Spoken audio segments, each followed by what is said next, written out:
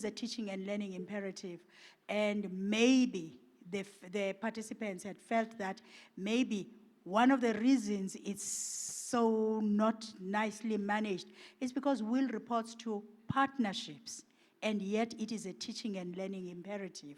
And that may be some of the things that we need to speak. And we thought that we might need to have access to the college principals through SAPCO to be able to speak about how we can work on this one. Thanks.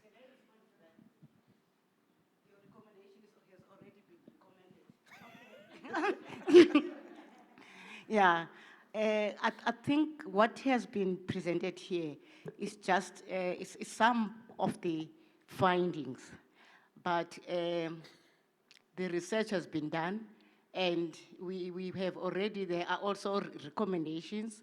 What Ms. Nofemela, Dr. Nofemela is saying, it has already been explored because Will reports to the deputy principal partnerships and not to deputy principal teaching and learning in the TVET sector. And that has already been mentioned. Thanks. Okay, and then Professor Reddy. Thank you, Program Director. I just wanted to add a little bit of information, perhaps in response to the previous question, and that is TENSA has done a lot of work with the UOTs and other institutions that offer WIL on a WIL policy. A national WIL policy draft or brief has been prepared with a high degree of consultation, and it has been done in conjunction with SACWA representatives as well, and I do believe it's now sitting at DHET for some consideration. And I think the importance of that, and as it relates to funding, is that, you know, with that policy, I think it spells out very nicely that WIL does not sit outside of a curriculum. So just in the same way that our other theoretical subjects are getting subsidy from DHET, we provide substance in the WIL policy that WIL itself is very similar or not different from any other theoretical subject. And thus, you know, the argument that it should therefore be funded. I just wanted to put that out there. Thank you. Thanks, Dr. Reddy, for assisting. Colleagues, then let us thank, ladies and gentlemen, let us thank the two presenters, Dr. Kwasi as well as Dr. Nofemela, for the feedback that they have provided from the commissions.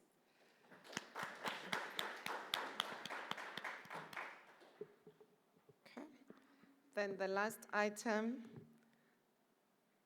on our program, it's going to be closing remarks. And just to ensure that I end up not dominating the stage today, I'm going to be doing the closing remarks with one of the board members of SASKI, Mr. Sibusiso Shange.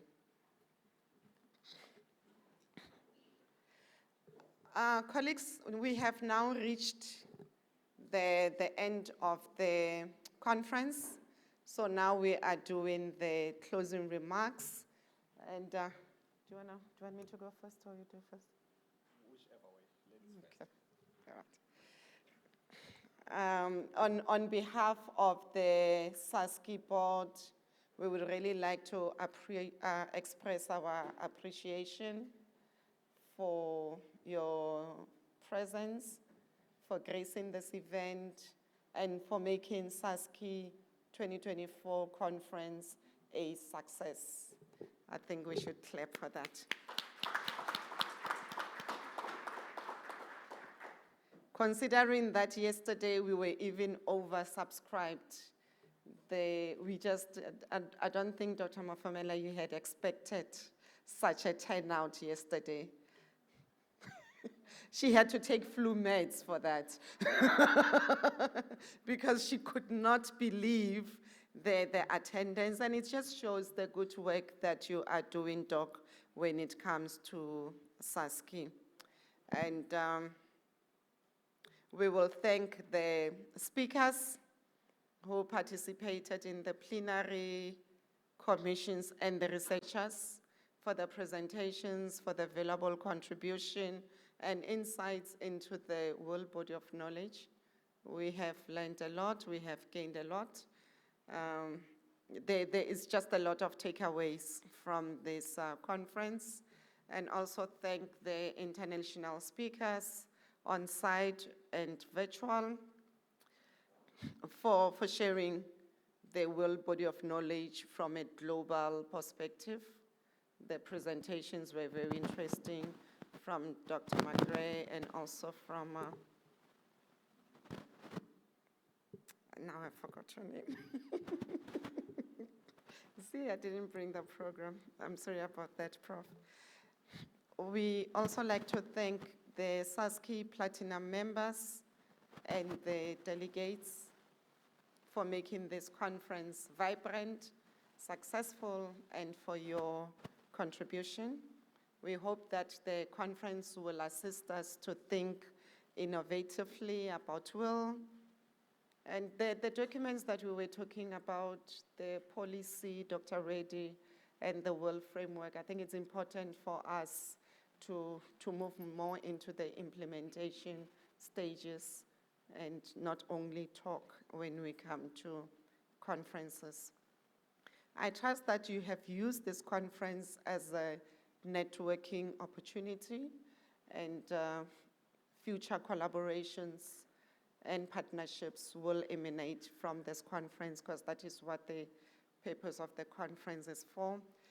A conference report will be compiled and shared with stakeholders. We've also noted that the resolutions emanating from the 2022 conference were not shared, so when we share the 2024 resolutions, we'll include the 2024 resolutions, and SASCI will then have to take over with the implementation of some of the resolutions that have been made. The researchers have been requested to submit papers for review on or before 18 October for inclusion into the conference proceedings.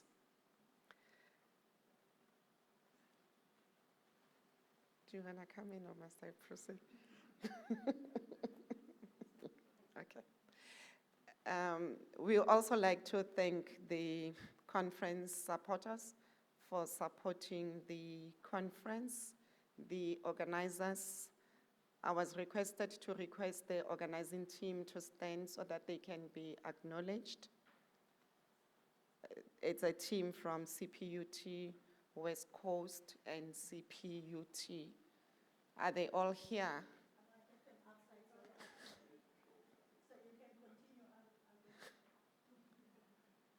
We'll stop and wait for you.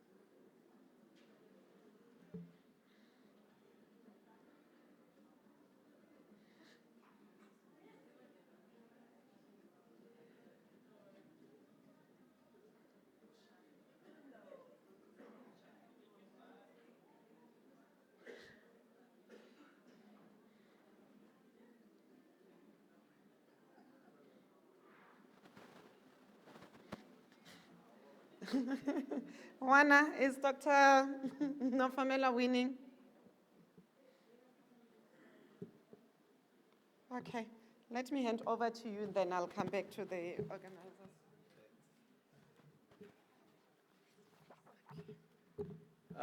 Good afternoon. I think DP have already, said it all that I was already planning to say as closing remarks, to really share our gratitude, to all that have participated in the program, in the conference.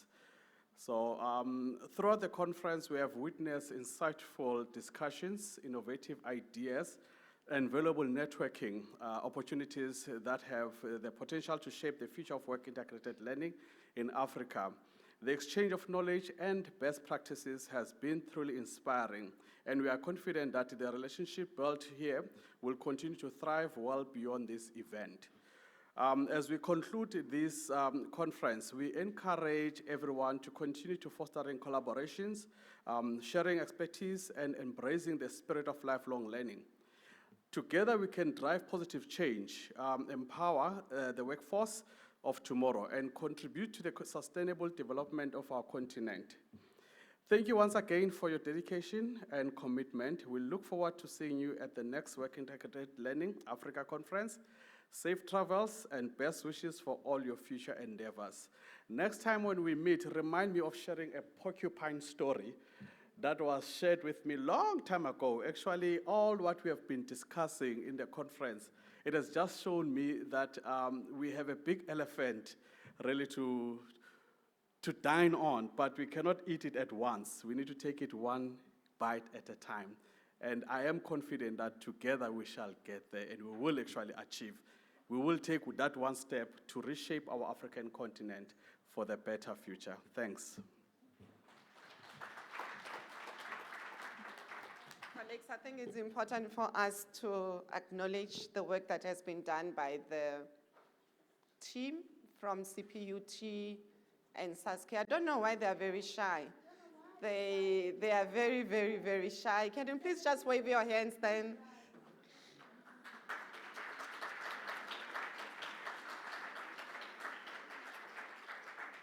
And then lastly, I would like to call to the stage Dr. Nofomela, affectionately known as Fundis, to thank her on behalf of the board for the job that she has done. I know we gave you sleepless nights and gray hair, but we truly, truly appreciate it.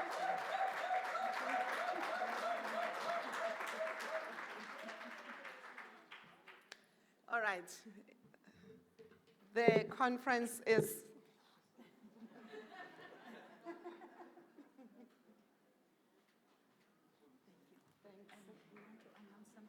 okay. Ladies and gentlemen, the conference is now officially closed and lunch is served. If I don't say this, the operations manager will fire me. So she's asked us to tell you that we appreciate you having been here, but please scan the QR code. It's on the boards to give us feedback in terms of your experiences of this conference and areas of improvement. Please do give us the feedback. We need it. Thank you.